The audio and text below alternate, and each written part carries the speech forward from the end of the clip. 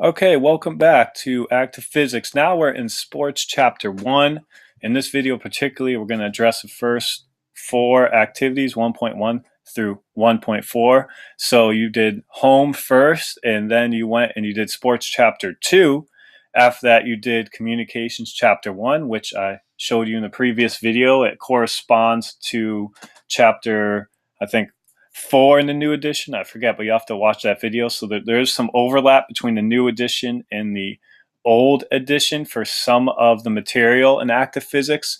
But for this one, the next thing that comes after you finish up communications and talking about waves is, once again, going back to sports chapter 1. So a little bit out of order. You did chapter 2. Now you're rewinding to sports chapter 1.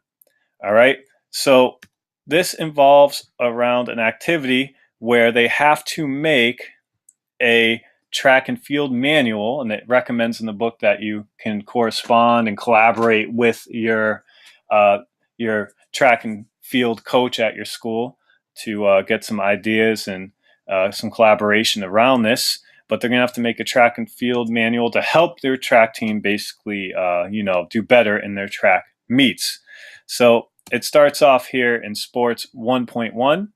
Run in the race, and this has to do with average speed, distance, and time. And if we look at the pacing guide, you'll see that the standards 1.1, 1.3, basically you're going to be hitting the first three standards here under motion and forces, and which revolve around the difference between distance and time, speed and velocity. What is acceleration?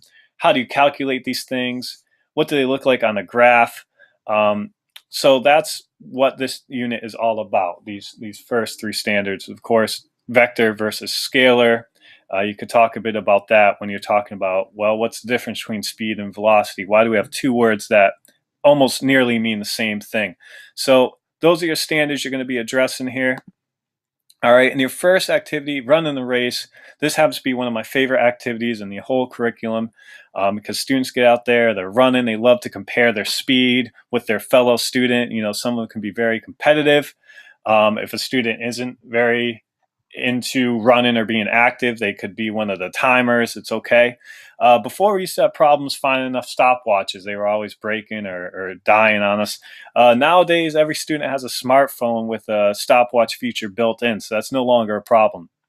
One thing you may wish to do though is ahead of time just mark off the intervals for students, because it does take time to transition to where you're going to do the activity and then transition back to classroom to analyze data and answer questions. So if you have ahead of time those 10-meter intervals marked off, whether you're doing it in a parking lot or maybe in inside somewhere, you can use tape, but have that ready. That'll save you some time, just something to think about. So after they do it, they're going to be calculating their average speed. And here's your formula introduced. You have this on the formula sheet. Remember that MCAS formula sheet. And particularly this formula, there will be times where they'll be given the speed and the time, and they need to find distance, or they'll be given distance and speed, and they need to find time. So they need to know how to rearrange this formula. You could introduce a formula triangle if your students aren't quite there with their algebra yet. And then talking about the difference between distance and displacement, speed and velocity, we have these words that mean nearly the same thing. So why do we have these two different words? Distance, total of how far. Displacement has the word place in it. So how far out of place? I like to explain that to students. We got to think about that. Subtracting when we're coming back in the opposite direction. There's some good videos on YouTube that kind of briefly go over this. And the physics classroom has a really great resource on this. And they have some problems like this where they have to find the distance and displacement of the skier at certain times and the speed and velocity. So I highly recommend checking out what the physics classroom has to offer around these topics. And you're going to be seeing this resource comes very handy in some of these future lessons, as I'm going to show you. So 1.2, analysis of trends. So after you've taken the time to practice, and you're going to need a lot of practice with that speed and velocity, distance displacement stuff, and you're probably wondering, well, how am I going to have the time? If I look at the pacing guide here, it's pretty packed. Well, don't worry, you're going to have the time, because really once you get past activity 1.5 acceleration, these latter activities kind of review the concepts that were already previously discussed. And I'll talk about that in the next video. Yeah, so you could kind of like take a lot of time with these first 5 activities, and if you're running out of time, you kind of skip the rest because they're really just going to be more reinforcement. But if you have the time and you go through them, it's just going to give students extra practice. So no matter what, they're going to get the practice they need. For example, sports 1.2. So this is about looking at a graph and using data to predict trends. So what I find more helpful and will help students more on what they're going to see in like their testing coming up is that you take this time to actually teach motion graphs and what they mean, position versus time and speed versus time. And there's a lot of worksheets and activities and practice available online. I'm going to show you these 2 resources here right now, which I find are excellent. And what I like to do at the end for a formative assessment that's a lot of fun is I'll create little bingo cards with different graphs on them, and then I'll describe a motion. If students have the graph that matches, they could put down a chip or a little piece of paper, and we play a little bingo game and see who could win at bingo. But I want to show you these 2 resources real quick. And basically, the physics classroom has a lot on this here, and you can look at this on your own and kind of see what they offer here and how they explain graphs. Really good stuff here. And then this resource, which was also on that slide, takes them through a nice little tutorial for students and some questions that follow on motion graphs, distance and time, or position time, speed and time, velocity time. So check that out. Very helpful for teaching students. 1.3, who wins the race? Okay, so I modify this. And instead, how I'm using the toy car and the ramps, I find it easier just to have students hold the ticker tape. So you need that ticker tape timer. All right, hopefully you have one of those around there. And, I have them hold it, and then, they move with a certain motion. And then we can take that ticker tape and cut it into 10 dot segments and then look at this and analyze what does this mean when dots are further spread out and closer together, or the dots are changing.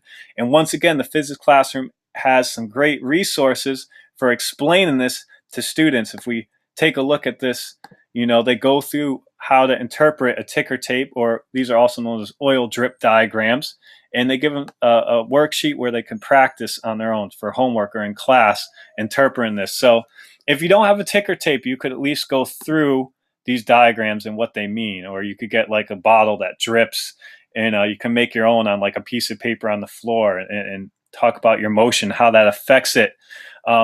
So that's lesson 1.3 and how I like to approach that. All right. And then 1.4, understanding the sprint. So this is, again, more reinforcement on calculating average speed and interpreting the motion. That's what this activity is all about. Now, some students, when they get this data, have difficulty understanding. They need to subtract these consecutive times. It took 1.88 to get to 10 meters, 2.96 to get to 20. So how long did it take to get from 10 to 20? Students will say 2.96. Indeed, it's actually, you have to subtract these 2 times. So you're going to have to probably explain that to a few of your students there.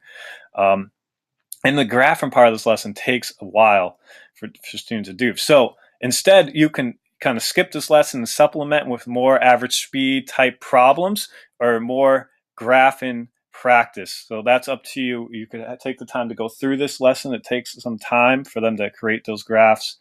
Or you could just give them, more practice with the graph and stuff you found online, and more practice problems on average speed that may be more useful with your time. It's really up to you and how well your students. Some students are good at graphing, some not so good. So it's really up to you in your class. But this is just kind of more reinforcement in this lesson. All right. So in the next video, we'll talk about sports chapter 1.5 through 1.10. And you're going to see after 1.5, the rest of this is a lot of reinforcement or stuff that they're actually not going to be actually tested on. But we'll go over that in the next video. All right.